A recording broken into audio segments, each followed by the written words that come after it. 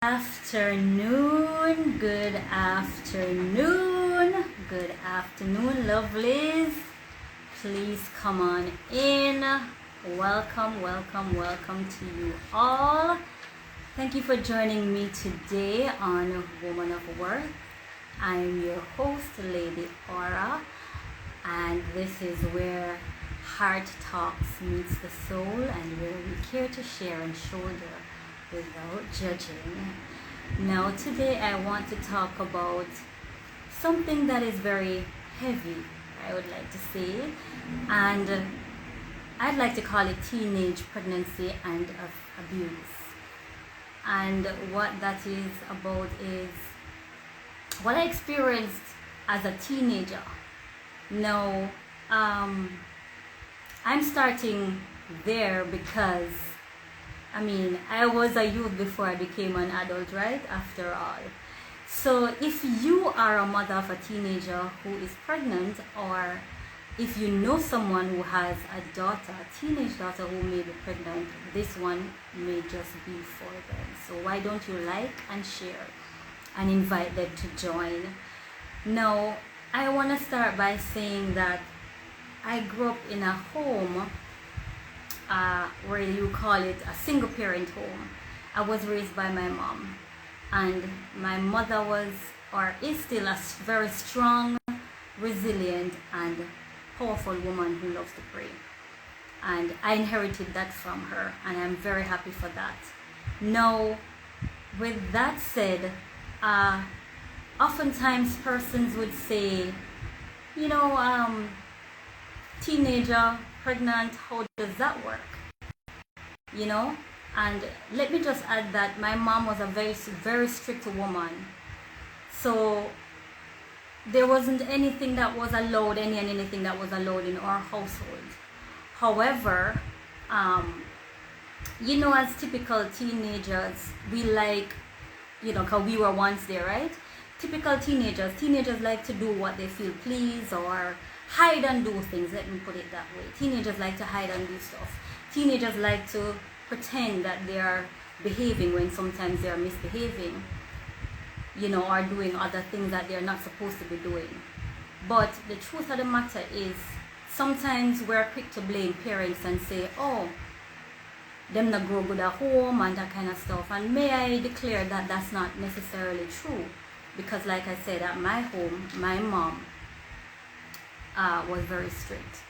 And with that said, I was engaging in adult exercises or adult things that adults are supposed to be doing, things that responsible adults are supposed to be doing, and not a teenager. No, I was doing my thing, hidden of course, trying to keep it, hidden from my mom. But there's a saying that goes, whatever is in the dark must come to light.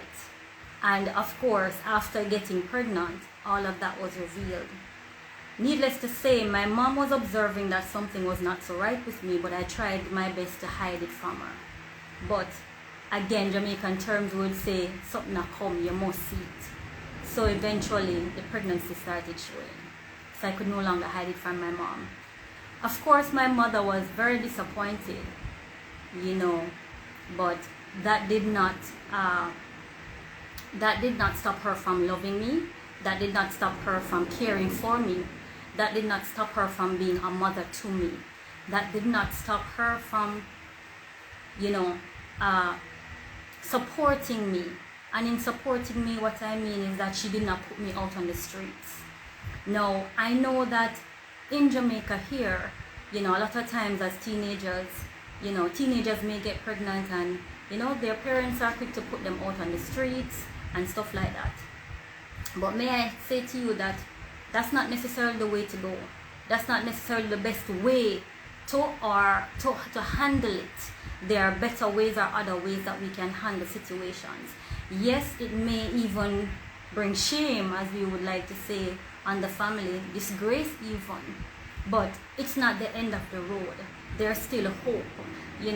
Sometimes, we can even get persons whom we trust to mediate, to sit and talk with the parents, the expectant parents, or and the parents of the teenagers or the adolescent. Now, with that said, we had that kind of mediation taking place, where my mom, my older daughter, and her dad, and a family member of his, who we all sat together and had a conversation on the way forward. And that really helped and went, a way that we could really, get on and do stuff for the betterment or in the interest of myself and the child, I was expecting to carry.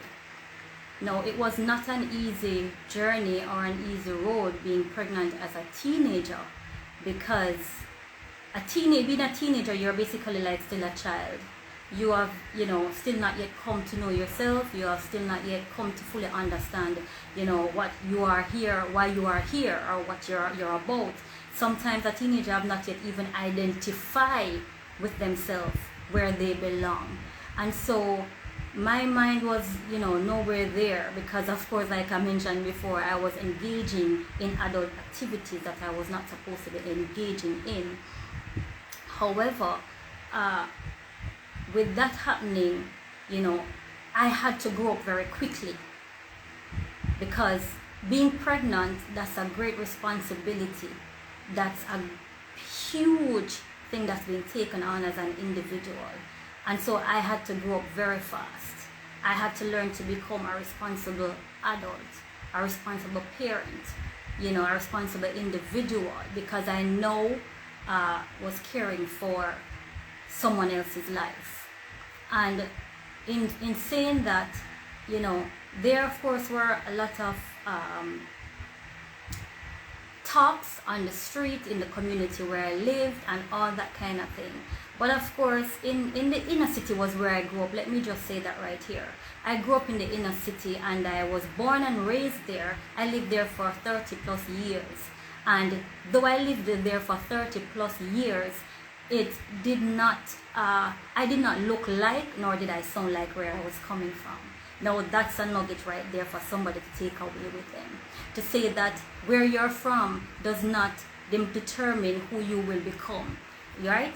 And of course there's a stigma attached to persons who live or come from the inner city. And usually when I share with persons, over the years, especially in the years that have passed, and I said to them where I live, persons who are not living in the inner city, they found it hard to believe. They would say, you're lying. You don't look nor sound like somebody who comes or lives from or in the inner city. And I would say, well, that's where I'm from. So I did not hide that, but in the same breath, I kind of felt in myself a little bit embarrassed too, because that's not something, there was so much burden, so much pressure, so much everything that was being taken on now, that I've now walked into, a position that I was not supposed to be in at such a tender age. And though it was not an easy journey, I have to give God the glory, because I had family support, and I had persons who were very caring and protective of me, and that is my family. Also, there were family members from my father's side who was very supportive and who, were there, to lend a helping hand when it was necessary or when it was needed. Now, my situation or my circumstance or what I'm sharing may not be prescriptive, or it's not prescriptive, but for sure there's something that you can take away from it to help or to aid in your situation. And there are some mothers who are out there now who may have young daughters who are pregnant, and especially with the season or the pandemic that we were in or are in, and in the earlier stages or days, I've heard persons say they know a lot of young girls who have become pregnant because they were home, and sometimes some of these homes, they're from homes where parents may not be uh, actively involved in their life. They may have to just be struggling to make ends meet as a single parent to provide for their children. And sometimes too they become predators. They are predators rather, who see their children as prey when the parents are not at home. So for different reasons sometimes our teenage girls become pregnant. So every circumstance may be different. Nonetheless, I have learned and still learning to, when I see someone in a particular situation, to not be too quick to judge, because I don't know what their situation or their circumstance may be. Likewise, if it's something that I may have experienced, that even the more makes me to be a little bit more humble in how I see people and how I see things and how I respond. And if I have nothing to say because I really know not their situation, I just keep my mouth shut. I'm learning to do that. So it's a process. So we all can learn to do that, right? And one of the other things I would like to say is that being pregnant as a teenager, and may I just say right here, I have a beautiful daughter. She's a sweetheart, and I couldn't have asked God for anything more or less. And our relationship is like, it's awesome. It's awesome, awesome, awesome, and I give God the glory for that. Now, being a teenager and becoming pregnant, you know, I was able to, you know, further myself later on in life, because sometimes too there's a tendency to think that when you become a teenage mother or a teenage father, you're not able to accomplish your dreams or stuff like that. You're not able to finish school, but that's not necessarily so.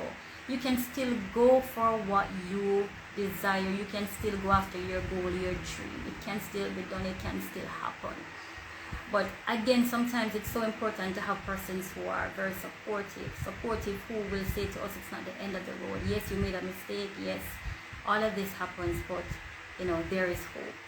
And I just hope that today there is a mother, this will reach a mother who has a teenage daughter whom they may be struggling to get through that, you know, phase of their life, and that they, to know that they don't have to settle in their situation. They can move to a higher level. They can get through what they're experiencing, and to know that it's not the end of the road. I cannot emphasize that enough. But let me just say this, that with experiencing teenage pregnancy, I also endure physical abuse as a teenager. Yes, being pregnant and a teenager, I experienced physical abuse. Now, that was another thing that brought on more burden, more pressure, more everything. Some may say, then how could I have a mom who was strict and allow all of these things to happen? My mom for a long time, my family for a long time did not know I was being physically abused. They didn't know for a while because I tried my best to hide it because of shame, because of embarrassment, because of how I felt and was condemning myself too. And because I know the act of sexual involvement was not the thing for me to have been doing as a teenager, it made me the more ashamed at the time to share with my family that I was being physically abused. And to be physically abused and pregnant as a teenager, wow, that's a whole lot. That's a whole lot. Now, you may not have a daughter, and this is for somebody else now. You may not have a teenage daughter who is pregnant. You may not know somebody who has a teenage daughter who is pregnant, but you may be or have experienced physical abuse, or you may know somebody who has gone through it or is going through it. And I would love for you to just share with them and let them know that they don't have to settle where they're at. They don't have to struggle alone in their abuse. It's good to share. There has to be somebody who they can share with. And we think there isn't anybody that we can, but there is always somebody whom we can share that we're experiencing these things. And we know there's a stigma attached to these things, as we hear so many stories all the time of women who have been abused physically. And we know for different reasons too why women hide physical abuse, sometimes because they feel scared for their lives. Now, my physical abuse started as a teenager, and it went on for maybe about 3 years. So it could have been somewhere between 16 to 19 or 17 to 20, somewhere thereabout. Yeah. And I'm telling you, no, as a matter of fact, yes, it could have been about that many years, because it could have been up to when my daughter was about 3 years old, or somewhere thereabout. And I was still being physically abused from time to time.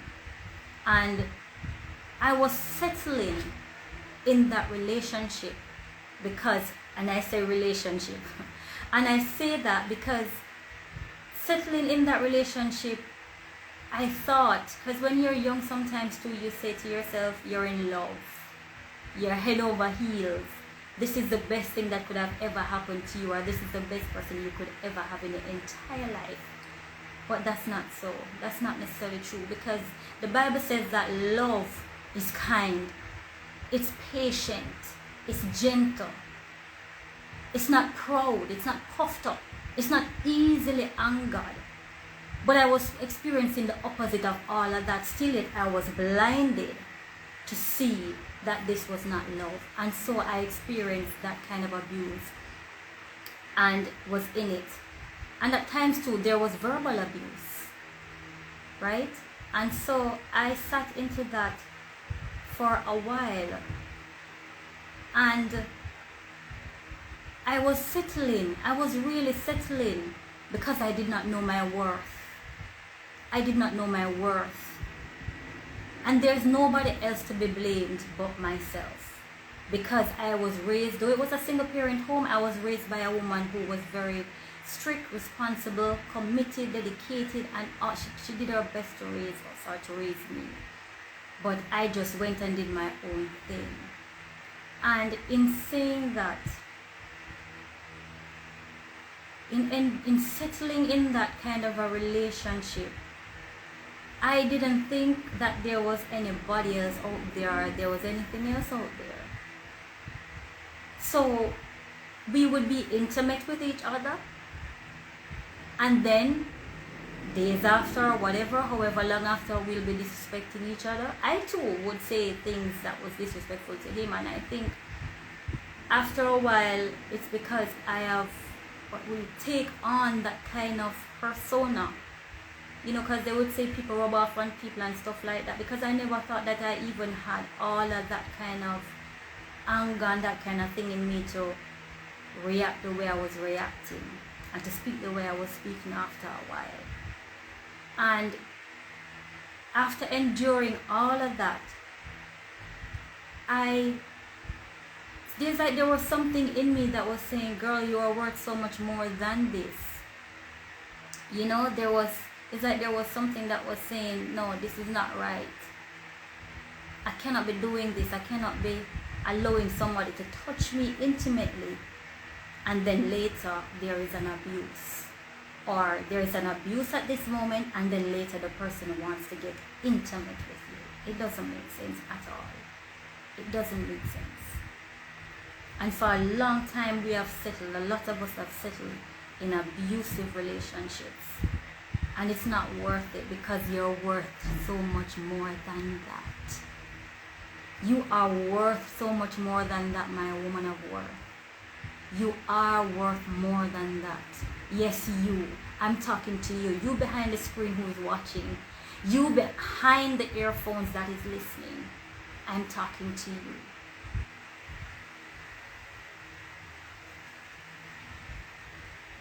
And all of this happened, and then when my family came to recognize or learned that I was being abused, of course it did not sit well. They weren't happy about that, and nobody would be happy if their family members are being abused or if their child is being abused. And it didn't end well. The relationship didn't end well. But of course, after my family found out for a while, I was still hiding and trying to have a relationship with this person. Because again, I was still telling myself I'm in love. Oftentimes there are scales that's before our eyes that's blinded us from seeing the real truth. And until the scales are being removed from our eyes to see the truth, we will not have an understanding. The good word of God says that he that hath an ear to hear, let him hear with understanding. He that has eyes to see, let him see with understanding. And so I pray today that you will have eyes to see and ears to hear with understanding. And my prayer today for the mothers out there who may have a teenage daughter who is pregnant, I pray that the Lord will give you peace, strength, grace, and comfort to handle the situation with love and kindness. I pray that He will surround you with good supporters. I pray that He will cause you to see that you're a woman of worth, that you're a woman of strength, that you're a woman of power. I pray that you will speak life into your teenage daughter's life and the child that she will carry. I pray that you will call upon the name of the Lord, that He may be your strength and your refuge in the present time of trouble and need. I pray that you will be above and not beneath. I pray that you will learn to move away from the noise of the naysayers, the noise of the ones who are quick to throw the stones and cast the stones and say that you have committed a sin.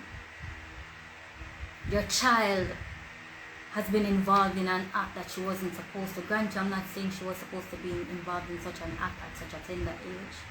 But what I'm saying is, we all have fallen short. We all make mistakes. We all do things that we are not supposed to do, things that we regret later on in life. But it's never too late to make a turn. It's never too late to ask forgiveness. It's never too late to come into the individual you were created to be. It's never too late to become the confident person that you can rise to be. And so I just want to thank you all so much for joining. Thank you all so much for listening. Thank you all so much for being patient. Thank you all so much for being supportive. Thank you all so much for taking the time and seeing it important or necessary to listen and to share with someone you know who may be struggling or settling in abusive relationships, or teenage daughters who may be struggling through their teenage pregnancies. Now, I want to just add one more thing by saying that there's always a way. There's always a way. There's always a good way to handle things. There's a good way to handle things, and there's a right way to handle things. So might I implore you that you will handle things the right way and the godly way. If you are confused and you don't know what to do, seek the counsel of God. Seek the help from those who are wise. Seek help from those who can speak life into your situation and not death. Because there are a lot of persons who they're quick to judge individual situations, and their situations might not be the same, but we all have some skeletons in some closets that we are ashamed to let fall out. So you don't mind what other people have to say. You love your child, care for your child, Support your child, encourage your child to go back to school, to get an education, to uplift yourself, and to walk in authority and power.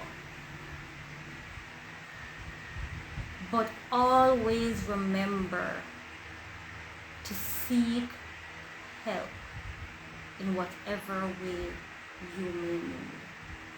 Thank you for joining, my dear lovelies.